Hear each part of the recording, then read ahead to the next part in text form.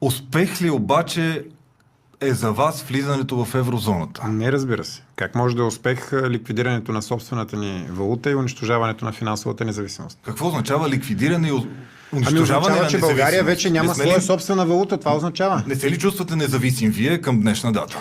Аз съм независим, защото И аз съм независим. никой не може да пороби духа ми. Само, че поробиха финансите ни. Аз нямам в момента своя собствена валута.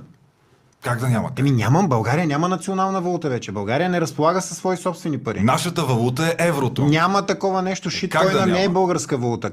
Какво точно свързва шиткоина с България? Защо трябва да го наричате шиткоин? Защото така го наричат българите. Шиткоин го наричат. Лайняни пари, казал на български. Това е. Нали трябва шиткоин. да пазим езика си, да не боравим с чуждици? Добре, лайняни пари, така ще ги наричам. Звучи още по-грозно в национален ефир. Искаме да го кажем на български. Вижте, истината е грозна, но тя е такава. Ако говорим езици, и на вас, и на мен ми звучи достатъчно грубо и на английски. Ликвидираха българските финанси. Беше ликвидирана българската финансова независимост. И сега ще ви кажа какво означава това. България вече преди да гласува своя бюджет, Народното събрание, трябва да го съгласува и да получи одобрение от Европейската централна банка. Разбирате ли за какво говорим? Да го обясня последния начин, понеже все пак примерът трябва да бъде максимално разбираем за хората. Утре вие, господин Русев, ставате министър-председател. Не ви харесват ниските... Не. Добре. Става някой от нас министър-председател. Това е интересно. Така. И иска да вдигне, примерно да кажем, пенсиите на българските граждани. Вие искате да вдигнете пенсиите като министър-председател. Каква е пречката?